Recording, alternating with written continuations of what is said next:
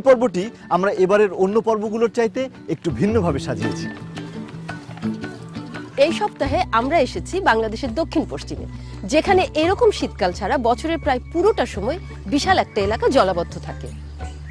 আর এই জলাবদ্ধতার কারণে তাদের শুধু দৈনন্দিন জীবনই নয়, বরং তাদের আয় রোজগার থেকে আরম্ভ করে ভবিষ্যৎ স্বপ্ন সবই ব্যাহত হচ্ছে।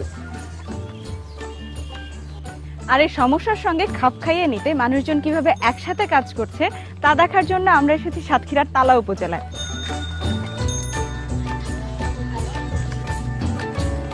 আজকের এই পর্বে আমাদের সঙ্গে যোগ দিচ্ছেন বিশেষ কয়েকজন অতিথি। আর বিশ্বাস করুন, আজকের এই পর্ব আপনারা একদমই মিস করতে চাইবেন না।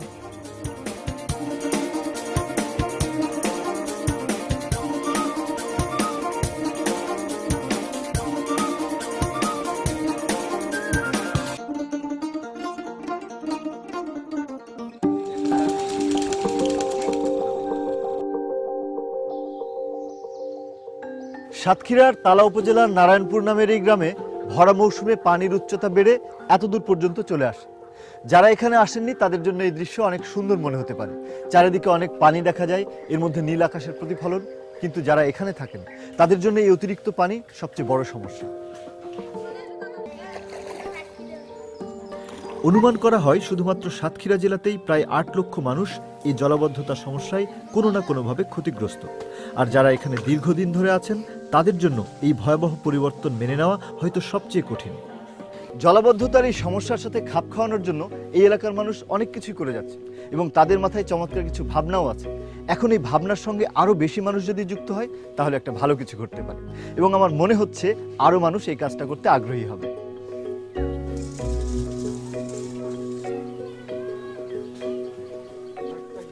আশেপাশের উৎসাহী মানুষদের সাথে নিয়ে একটা পরিকল্পনা করার জন্য আমরা সবাই একত্রিত হয়েছি। আর এই চমৎকার ভাবনাগুলোকে বাস্তব রূপ দেওয়ার এই চেষ্টায় স্থপতি ফুয়াদও যোগ দিয়েছেন এই এলাকার মানুষদের সাথে। কোন দিক দিয়ে যাবো বাদল ভাই? যে পুকুরকে কেন্দ্র করে আমাদের সব পরিকল্পনা, সেটা লম্বায় প্রায় ৮০ ফুট এবং আড়াআড়ি প্রায় ৬৭ ফুট। আর আমরা সবাই মিলে এই জায়গাটাকে ব্যবহারের সবচেয়ে কার্যকরী উপায় বের করার চেষ্টা করছি। পুকুরকে মাছ চাষ, সবজি ফলানো ও হাঁস চাষের উপযুক্ত করার জন্য আমাদের যা যা করতে হবে তা হলো, প্রথমেই পুকুরের চারপাশে বাঁশের খুঁটি পুঁতে তারপর কঞ্চির বেড়া দিয়ে ঘিরে ফেলতে হবে। তার বাইরে নেট দিতে হবে। এতে বন্যার সময় পানি বেড়ে গিয়ে পুকুর থেকে অতিরিক্ত পানি বের হলেও মাছ ভিতরেই থাকবে। এরপর বেড়া এবং নেটের বাইরের দিকে বস্তায় মাটি ভরে তা দিয়ে পুকুরের পাড় একটু সুরক্ষিত করতে হবে। এর ফলে বৃষ্টি বা বন্যার সময় পাড়ের মাটি ভেঙে যাওয়ার সম্ভাবনা কম থাকে। যেহেতু এই এলাকায় চাষযোগ্য মাটি কম, তাই সবজি চাষের জন্য পুকুরের চারকোনায় বাঁশ এবং কঞ্চি দিয়ে 4টি মাচা বানাতে হবে। এ সময় খেয়াল রাখতে হবে যেন মাচার উচ্চতা বন্যার পানির সর্বোচ্চ উচ্চতা থেকে বেশি থাকে। এরপর মাচায় ড্রাম বা মাটির পাত্রতে মাটি এবং জৈব সার দিয়ে তাতে সবজি ফলানো যেতে পারে। এক মাচা থেকে আরেক মাচা পর্যন্ত জাল টেনে দিলে লাউ, শিম জাতীয় লতানো সবজিগুলো আরও বেশি জায়গা জুড়ে ফলার সুযোগ পাবে। হাঁসের জন্য যে কোনো এক কোনায় কাঠ দিয়ে সর্বোচ্চ বন্যা সীমার চেয়ে উঁচু একটি ঘরের কাঠামো তৈরি করতে হবে। বাঁশের কঞ্চির বেড়া ও নেট দিয়ে চারদিকে ঘিরে দিতে হবে এবং উপরে টিন বা চালা দিয়ে ছাউনি দিতে হবে। খেয়াল রাখতে হবে যেন এতে যথেষ্ট আলো বাতাস ঢুকতে পারে। যেহেতু বন্যার সময় এখানে চলাচল একটি বড় সমস্যা, তাই পুকুরের মাঝ বরাবর একটি বাঁশের সাঁকো আমরা তৈরি করব। এছাড়া মাছ, সবজি এবং হাঁসের নিয়মিত দেখাশোনা করার কাজেও এই সাঁকো কাজে লাগবে। তাহলে চলেন আমরা কাজটা শুরু করে দেই।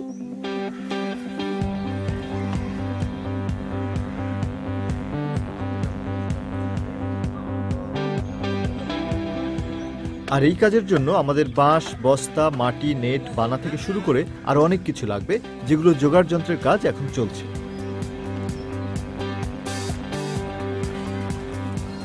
আমরা যে কাজটা করছি সেটা খুব সুন্দরভাবে এগিয়ে নিয়ে যাওয়ার জন্য সবাই ছোট ছোট দলে ভাগ হয়ে কাজ করছে। আমরা কাজ করছি বাঁশের এই বানা নিয়ে, যেটা পুকুরের চারপাশে ঘেরা দেওয়ার কাজ করা হবে। খুঁটি এবং মাচার জন্য বাঁশ দিয়ে কাজ করছে কেউ, আবার পুকুরের পাড়ে যে মাটি দেওয়া হবে সেই মাটিগুলো এক জায়গায় জড়ো করছে সবাই।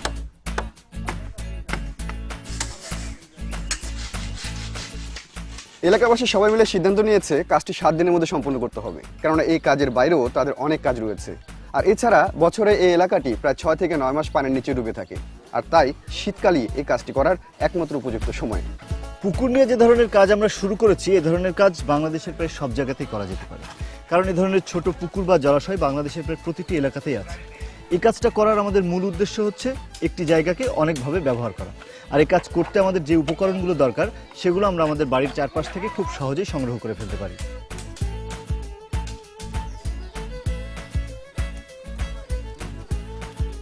আমাদের প্রথম মাচার কাজও শুরু করে দিয়েছি, কিন্তু দিন প্রায় শেষ। তবে আজকে কাজের যে গতি, এভাবে যদি আমরা প্রতিদিন কাজটা এগিয়ে নিতে পারি তাহলে আমরা ঠিক সময় মতো কাজটা শেষ করে ফেলতে পারবো।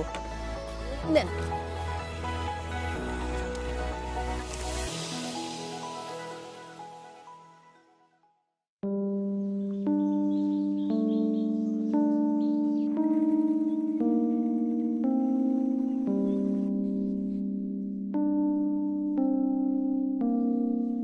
গতকাল আমরা বলছিলাম যে আমাদের কাজ বেশ ভালো এগোচ্ছে, কিন্তু অনুষ্ঠানের কোনো কাজ আমরা বাধা ছাড়া কখনো শেষ করতে পারিনি। এবং যথারীতি সকাল থেকে প্রচন্ড ঠান্ডা এবং কুয়াশা, এই ঠান্ডার মধ্যে পুকুরের ঠান্ডা পানিতে নেমে কাজ কতটা এগোনো যাবে ঠিক বলা যাচ্ছে না। আজকে কাজের অবস্থা এখানে খুব ঘন কুয়াশা, এর জন্য লোকজন মানে দেখাই মুশকিল লেগে যাচ্ছে। এই ঠান্ডায় কুয়াশায় লোকে শীত লেগেছে বলে লোকে পানিতে লাভ দিয়ে পাইতিস না। আমাকে এখনো বাকি আছে, বান বাকি আছে, সাঁকো বাকি আছে, খামারের ওই এডি বাকি আছে। তবে এই প্রচন্ড ঠান্ডার মধ্যে আমরা আমাদের দ্বিতীয় এবং তৃতীয় মাচার কাজ শুরু করে দিয়েছি। আর সূর্যের দেখা মিলতেই কয়েকজন সাহস করে ঠান্ডা পানিতে নেমে গেছেন সাঁকোর কাজ শুরু করার জন্য। কিন্তু পুকুরের এক পাড়ের বেড়ার কাজ এখনো বাকি। এই সাইডটা আমাদের একটু আঁকা বাঁকা আছে, আঁকা বাঁকা সোজা করার জন্য এখন পাটা দিয়ে আমাদের এই কাজটা নেট দিয়ে আমরা শেষ নামাবো।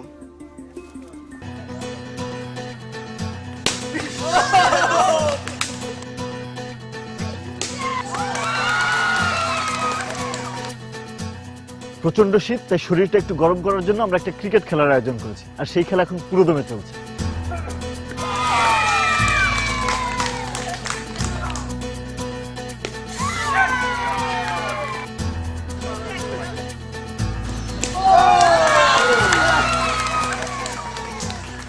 সারাদিন ক্রিকেট খেলা হবে, এখন অনেক কাজ বাকি।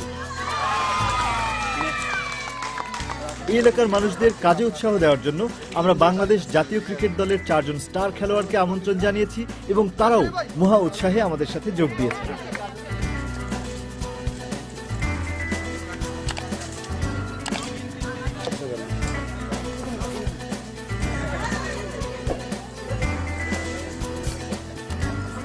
আমি নিজেও সাতক্ষীরার ছেলে, তো আপনাদের সম্পর্কে আমি অনেক ভালোই জানি, কারণ আমার বাসা থেকেও বেশি দূরে না।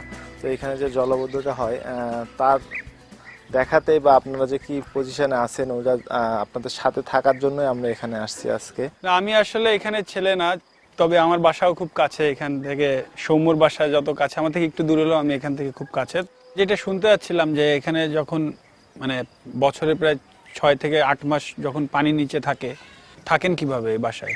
এই জায়গায় যত সময় বন্যা মানে যত সময় থাকা যায় তত সময় আমরা এখানে থাকি। যখন আর থাকার পরিবেশ থাকে না তখন আমরা রাস্তায় চলে যাই বা কোনো আশ্রয় কেন্দ্রে চলে যাই, স্কুলে চলে যাই। সেইখানে যাই আমরা 4 থেকে 5 মাস সেখানে কাটাই আসি। পানি একটু নিচে নেমে গেলে বাড়ি আবার বাসায় চলে আসি।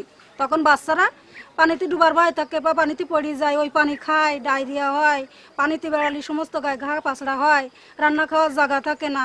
তা বাদে নিজেরা চলাফেরা করতে পারিনি, রাত বিরাত রাত্রি বা দিন মানে যে কোনো সময় সাপে কামড়ায়, বাচ্চাদের কামড়ায় বা আমার নিজেদের কামড়ায়। আমি এত ডিটেলস জানতাম না যে আসলে আপনারা এত মানে প্রতিকূলতার ভেতর দিয়েও থাকেন। আসলে আমি সহানুভূতির জন্য এখানে আসিনি, আমি আসছি আসলে আপনারা যেভাবে কঠিন কাজ করে টিকে আছেন, হয়তোবা আমরাও আমাদের মতো করে আমাদের জীবনে কঠিন সময় আসলে এভাবে টিকে থাকতে পারবো। আসলে যে আপনারা পুকুরটা নিয়ে কাজ করতেছেন, আসলে এটা কি, আপনারা কি জন্য করছেন বা এটার কি, এর পিছে কি আছে, এটা কিছু বলবেন? আমাদের পুকুরে বন্যা আসলে তলায় যায়, মাছ ভেসে যায়, সেই জন্য আমরা চাষ নেট বাড়ি দিয়ে চারিবাড়ি ঘিরে মাছের চাষ করব এবং হাঁসের খামার করব, আর তার উপরে সবজির চাষ করব। সবকিছুই সম্ভব যদি জনমত আর জনবল থাকে। আপনারা একসঙ্গে কাজ করছেন, আমরা ক্রিকেট খেলি একসঙ্গে হয়ে, আমরা অনেক কিছু শিখবো এবং আমরা চেষ্টা করবো আপনাদের পাশে থাকার জন্য। আর আপনারা যে 9টা ফ্যামিলি মিলে কাজ করতেছেন অবশ্যই, আর আমরা যে 4 জন আসছে আমাদেরও 8টা হাত আসছে, অবশ্যই আমরা এটা দিয়ে আপনাদেরকে সাহায্য করবো। আপনাদের সব কথাই তো শুনলাম আমরা, এখন চলেন আমরা কাজ শুরু করে দিই।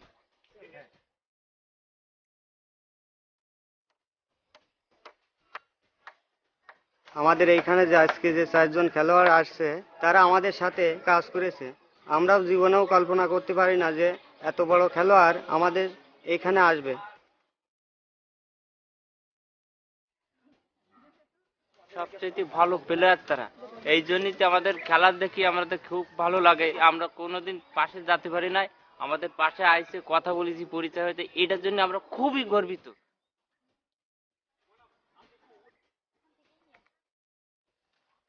এখানে এসে হয়তোবা পরিবেশ দেখে বুঝতে পারছি যে কিছুটা যে আসলে ওনারা কিসের ভেতর দিয়ে প্রায় 8 থেকে 9টা মাস ওনারা বছরের পার করে। সো বিষয় আছে যে একা একা অনেক কিছু করা যায় না, যেটা সবাই মিলে একসাথে করা যায়। সো এই উদ্যোগটা অবশ্যই আমার খুব ভালো লাগছে। তো আসলে দেখে মানে অনেকটা মানে খারাপ লাগতেছে যে আসলে ওনারা এত দুর্যোগের মধ্যে থাকে, তারপরে যে ওনারা এত কাজ করতেছে 9টা ফ্যামিলি মিলে, তাদের সঙ্গে আমরা একটু হাত যে কাজ করছি, এটার জন্য আসলে আমার নিজের কাছে অনেক ভালো লাগছে। তারা যেভাবে আগাচ্ছে, যারা কাজ করছে, যে তারা নিজেরা কিভাবে ইমপ্রুভ করতে পারে, তারা যদি এভাবে কন্টিনিউ করতে পারে আমার কাছে মনে হয় যে তারা কোথাও ঠেকবে না আর কি।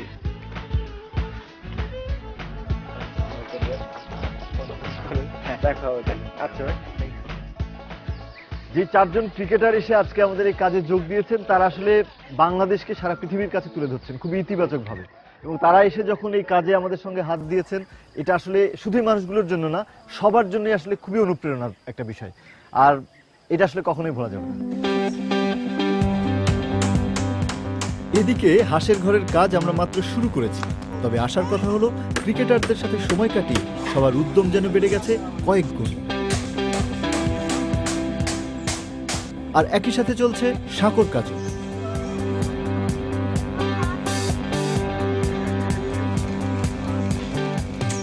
পুকুরের ধারে সবজি চাষের জন্য আমরা ড্রাম ব্যবহার করছি। ড্রামগুলোকে আমরা 2 ভাগ করে কেটে নিয়েছি, যাতে এর বেশি আয়তনের দিকটা আমরা ব্যবহার করতে পারি, এর মধ্যে বেশি মাটি দিয়ে বেশি সবজি রোপণ করতে পারি। আর যেহেতু এই এলাকা পানির নিচে তলিয়ে যায়, সেজন্য আমরা এই ড্রামগুলোকে পুকুরের কোনায় মাচার উপরে দিয়ে দিব, যাতে করে পানি এসে এই গাছগুলোর ক্ষতি করতে না পারে। আর এই সব কাজ এগিয়ে নিতে নিতে আমাদের আজকের দিনও প্রায় শেষ।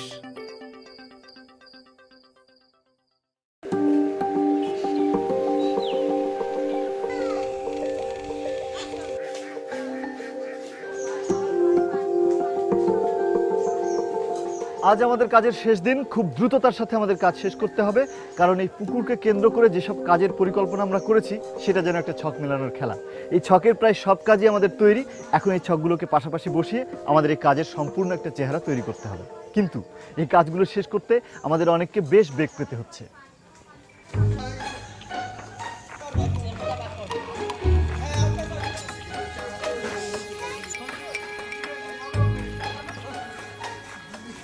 সাঁকো নিয়ে কিছু অনিশ্চয়তা থাকলেও আমাদের হাঁসের ঘর কিন্তু প্রায় তৈরি।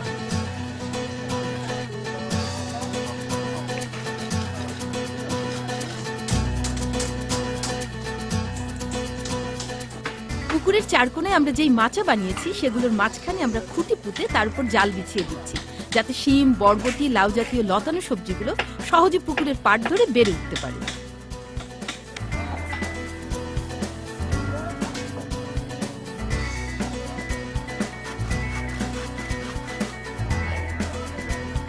সাঁকো নিয়ে আমাদের অনিশ্চয়তা শেষ করে আমরা আমাদের কাজ পুরোদমে এগিয়ে নিয়ে যাচ্ছি, আর অল্প কিছু কাজ বাকি।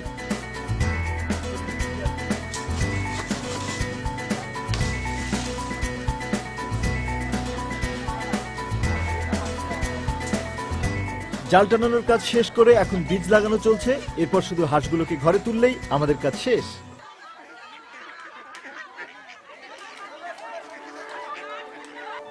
জলাবদ্ধতার সমস্যা সমাধানে মাত্র 7 দিনে এখানকার 9টি পরিবার একসাথে কাজ করে এই পুকুরের চেহারাই পাল্টে দিয়েছেন।